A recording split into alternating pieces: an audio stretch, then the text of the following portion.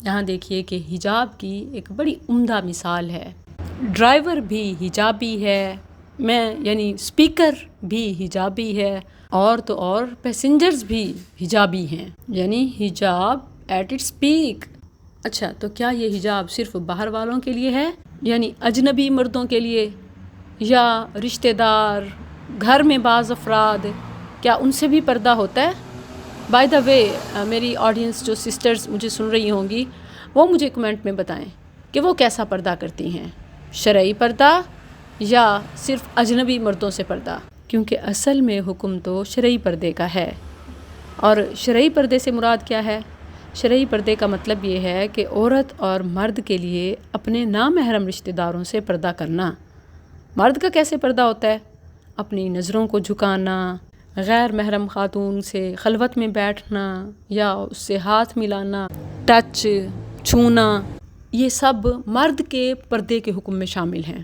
یعنی مردوں کو ان چیزوں کا خیال رکھنا ضروری ہے کہ وہ ایون غیر محرم خاتون کے پردے کا خیال رکھیں اور اس کے توڑنے کا باعث نہ بنے، وگرنہ ان پر گناہ ہے۔ جیسا کہ مختلف احادیث میں غیر محرم خاتون کو چھونے پر بڑی سخت وعید سنائی گئی ہے۔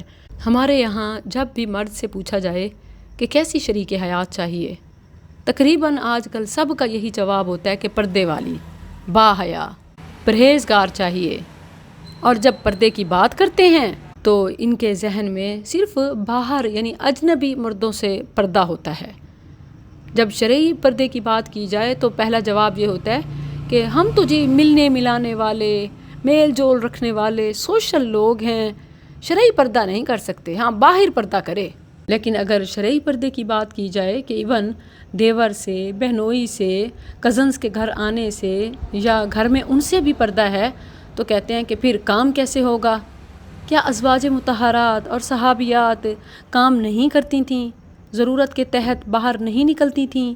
غزوات تک میں نہیں جاتی تھیں؟ اس سب سے ان کا پردہ نہیں ختم ہوتا تھا، تو ہم نے کیوں اپنے کام کاج کو، ضروریات کو، معاملات کو، پھر خواہ وہ نماز ہو، حجاب ہو یا دیگر احکامات، ہم نے کیوں رشتہ داروں کو، لوگوں کی خوشی کو، گھر والوں کو، کاموں کو آڑ بنا لیا ہے؟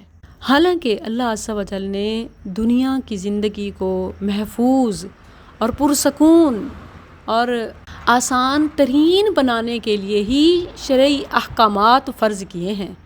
یعنی اللہ نے دین میں اگر کوئی چیز فرض کی ہے تو ہماری آسانی کے لیے کی ہے، ہمارے لیے مشکل اور ممنوع کرنے کے لیے نہیں کی۔ لیکن ہم نے، ہماری تنگ نظری نے، ہماری اسلام بیزاری نے، رب کی نافرمانی نے ہمارے لیے فرائض کو، شرعی احکامات کو مشکل اور ناممکن بنا دیا ہے کہ دین اور دنیا تو اکٹھے چل ہی نہیں سکتے نا۔ دین پر عمل کریں گے تو پھر دنیا میں کیسے جئیں گے؟ کام کاج کیسے ہوں گے؟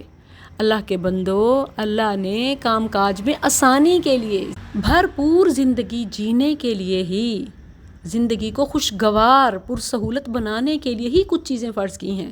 آپ وضو سے لے کر، طہارت سے لے کر ہر عبادت کو دیکھ لیں، آج ان میں سے ہر ایک پر سائنس میں ہزار بے شمار فوائد ملتے ہیں۔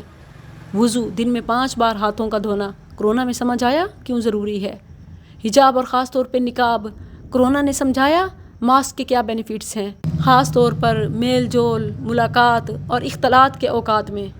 اور اسی طرح ایون نماز، اور ایون اس میں بھی ہر ایک چیز، 5 نمازیں یعنی دن کے مختلف اوقات میں، 5 ٹائم میں، اور پھر قیام کے الگ فائدے، نہ صرف ہڈیوں، مسلز، جسم بلکہ ذہن کو بھی، جسمانی، ذہنی، نفسیاتی، روحانی فوائد ہی فوائد ہیں۔ اور پھر رکوع، اور پھر سجود، اور پھر تشہد، پھر دائیں بائیں سلام، اور ہر اطاعت، ہر عبادت، یہ ہماری دنیا کی زندگی کو آسان بناتی ہے اور اللہ کے حکم کی پیروی آخرت میں بھی ثواب دلاتی ہے۔ یہاں دیکھیے کہ حجاب